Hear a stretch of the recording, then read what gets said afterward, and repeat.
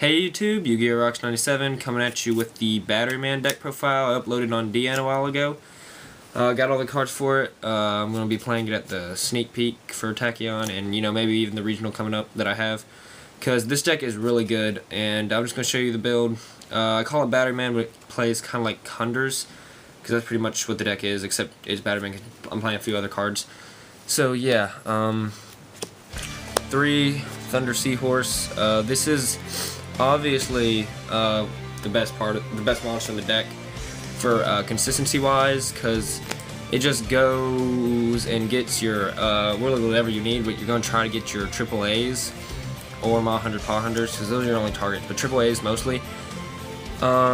If it's the only monster you draw, Thunder Seahorse can get 2 more Thunder Seahorse, which is really good.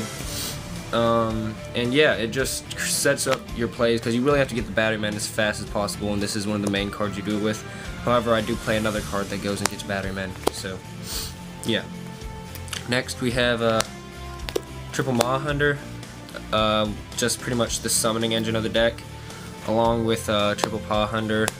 These 6 are your summoning engines. It's how you make rank 4s like Shockmaster, Violon de Sigma, Utopia Ray legitly. These are how you go into your rank 4s that require 3 level 4 monsters. Or in a bad hand, you use them by themselves. And it's also the way to dump a Batteryman in the grave. Like, say you have 3 Batterymen in hand. In one of these, you use this with Batteryman, and then you just have 2 more exceed plays. And yeah, it's pretty much just another monster and summoner. Now for the main engine of the deck, the 3 AAA, because I don't want to say triple AAA, because that just sounds redundant. This card is the main card of the deck. You recycle it a lot. It allows you to go into more rank 4s than you have in your extra deck if you had like the time and the duel too. And it's just a great card overall, because you have 1 engrave. You can just summon this from hand, and that's a rank 4. It's like a Gishki Beast or something, except more recyclable and searchable. However, he does suck when he gets Veilered or Fiendish Chained, because he has 0 attack, which really does suck, but he's a really good card overall, and it's just ridiculous how many exceeds you can go into with him. It really grinds your opponent out. This deck grinds like more than gadgets, which is what I found to be good with it. And then the other card I have to get the Batterymans going is the Microcell. If you don't know what Microcell does, because I actually don't expect most of you to, when it's a flip effect, especially summon 1 level 4 Batteryman monster from your deck, and when it's flip face up and destroy a battle at the graveyard, you draw a card. So he just thins out the deck. It's like you're playing, well, if he gets his effect off and draws, there's 2 less cards than you're actually playing in your deck. It is the only level 1, so it has like no synergy there, but it's just a plus. It's a +1, and it's really good. And to get your engine up if you don't have it. So that's the monsters. There's 15 spells. Okay, random phone. 2 duality. So now we play 3 recycling batteries. This may seem like much, but it's actually not enough. So I actually do play a quick charger as well. So I'm just gonna put this right here. Kind of scrunch these guys up. They pretty much do the same thing. 3 recycling batteries. It 2 Thunder type monsters, 1500 less attack from your grave to your hand, and quick recharger is 2 Batteryman monsters. In essence, they do the same thing. I was playing more quick charger at first, but I wanted the deck to be more consistent, and I wanted to play other cards. So I took quick charger down from 2 to 1.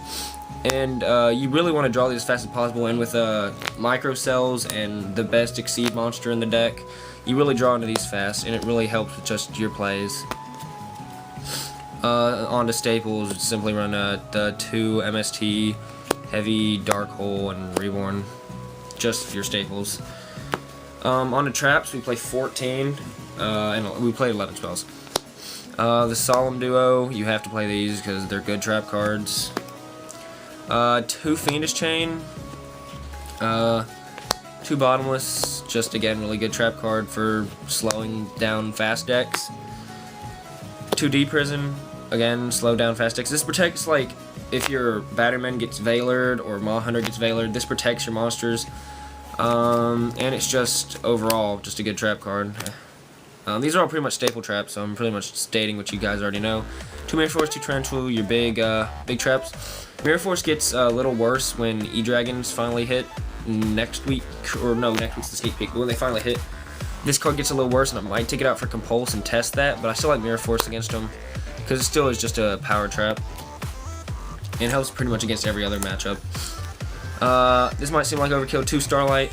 I only play 1 Stardust in the extra deck, and I'm going to show you guys my extra deck, even though it's like 13 cards because it's incomplete. But I still play 2 Starlight just to draw it more, and I'm playing enough traps to do so.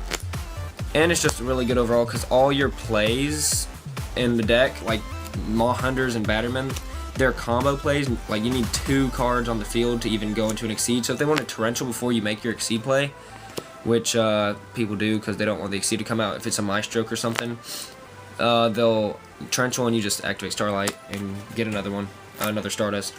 So extra deck, I don't have a side for this deck, but I do have most of the extra deck. I'm just going to show you pretty much what's important. The best Exceed is Triple Paladynamo.